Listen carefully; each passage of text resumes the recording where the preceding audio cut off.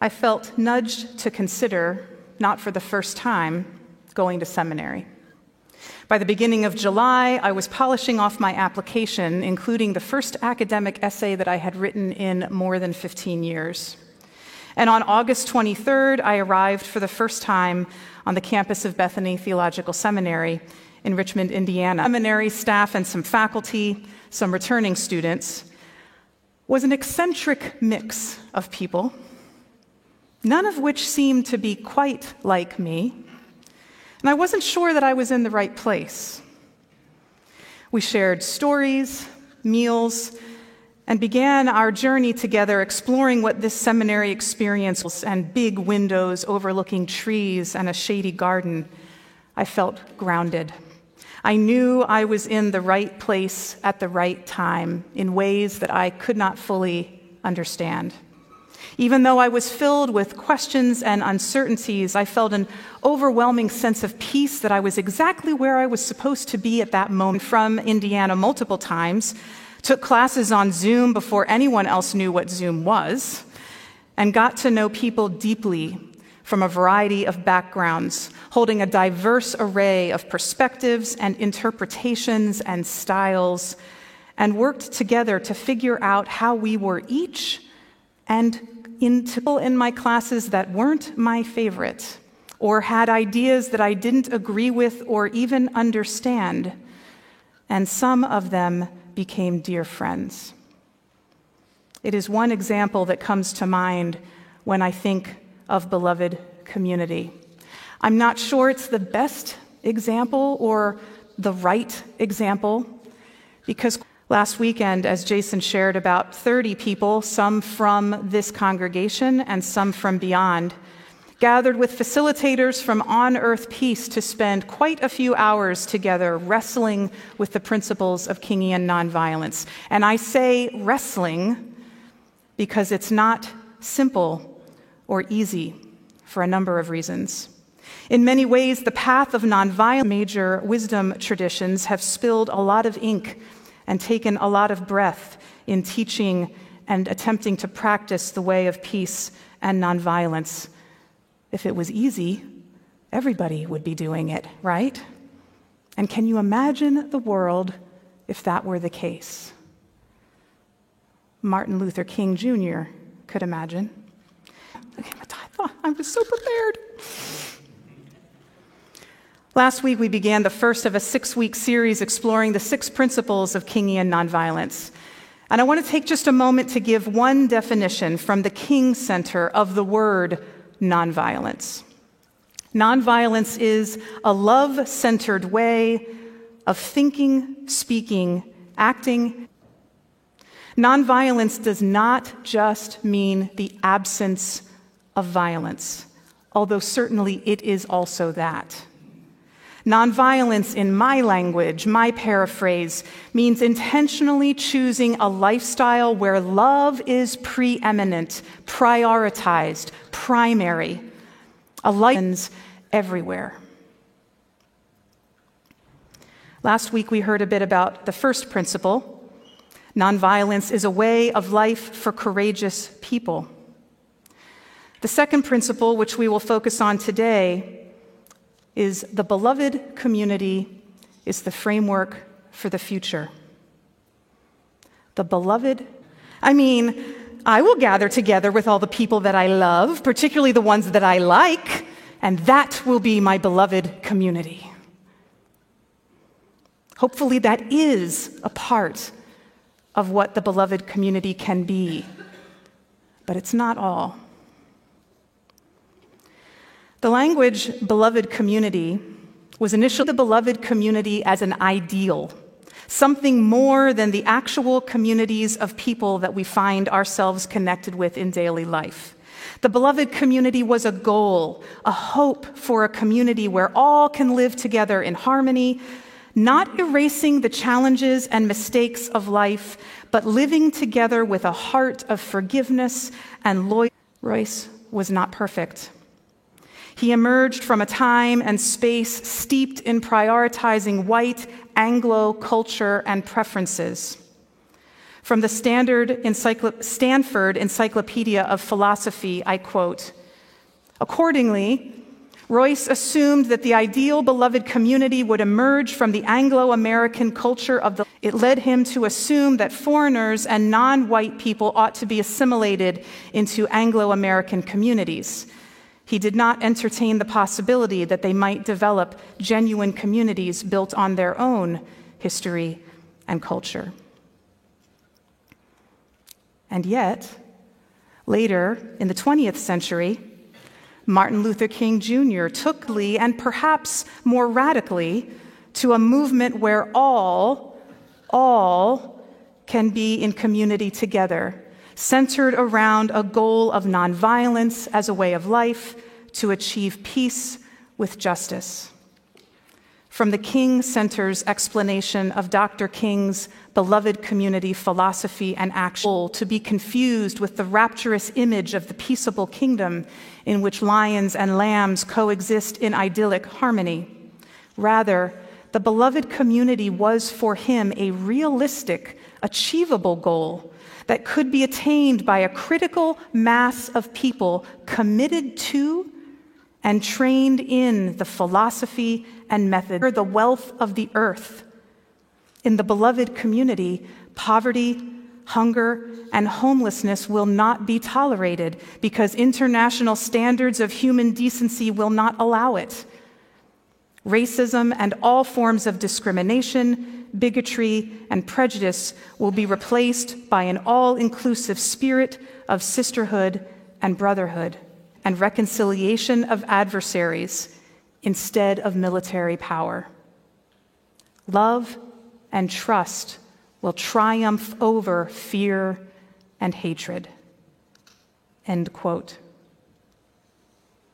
So for King, the beloved community was both the means to, and the beloved community was both the way to live and the goal of living. The beloved community was both a chosen reality and a hoped-for goal. So what does the beloved community require? Paul's guidance in Romans: the beloved community is the framework for the future. So here's our frame. We have another one up on the worship center, as well as some chalices from last week. You'll notice over these 6 weeks, we'll add another visual element each week to build on these 6 principles. So in Romans 12, I think Paul provides some example in this text as we work towards a place of beloved community. And I think instead of talking through these examples, I'm simply going to read them and pause.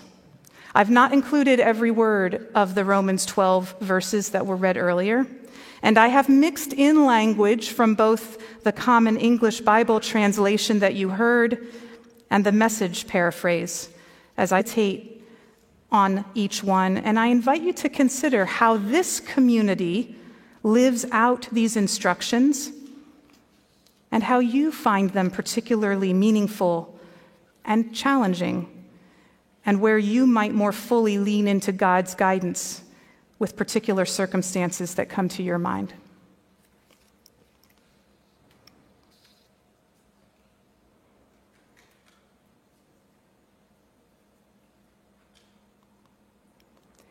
Be good friends who love deeply.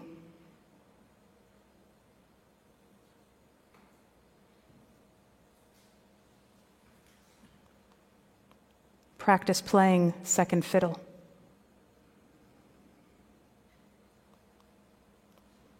Bless people who harass you.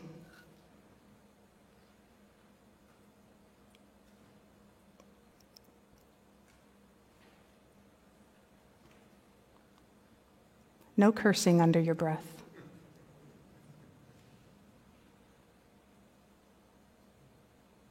And cry with those who are crying.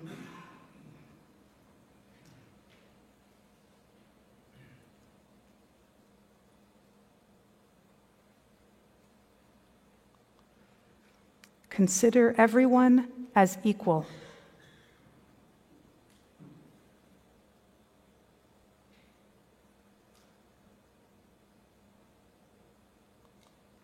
Don't think that you're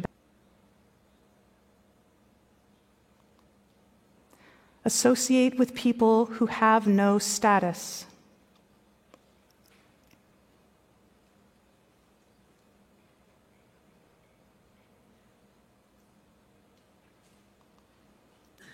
Don't think that you're so smart. For their evil actions with evil.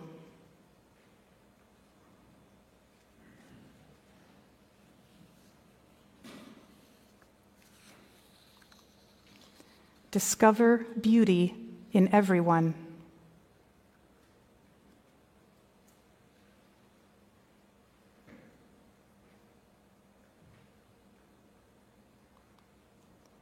If possible,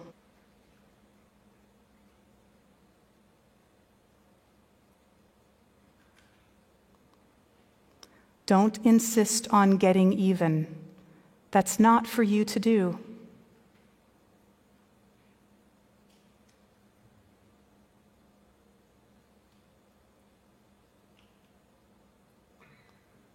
I'll do the judging, says God. I'll take. Don't let evil get the best of you.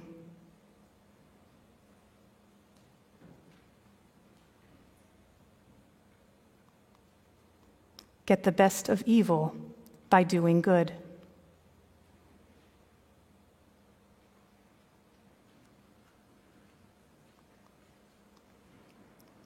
Where people smile and hug and get along or pretend to get along.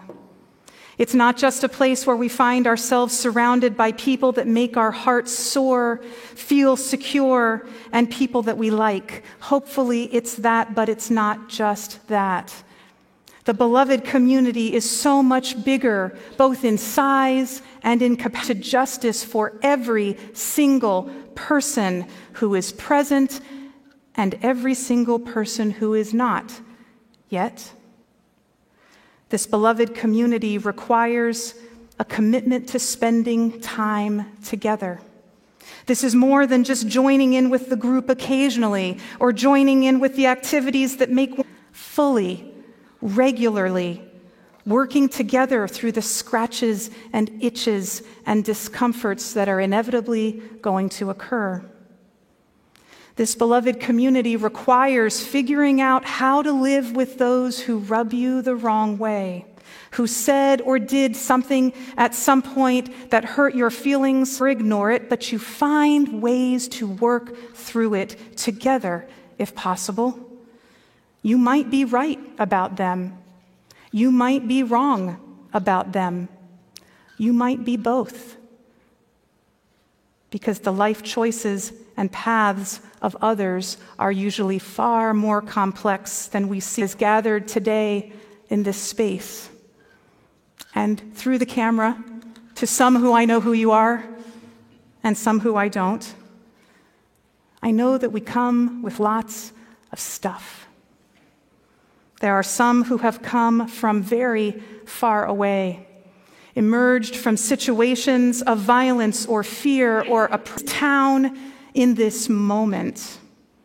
There are some who have experienced injustices, unfairness, hurt, and pain from broken relationships, choices made that were difficult and had no good outcome and no good options, growth and healing.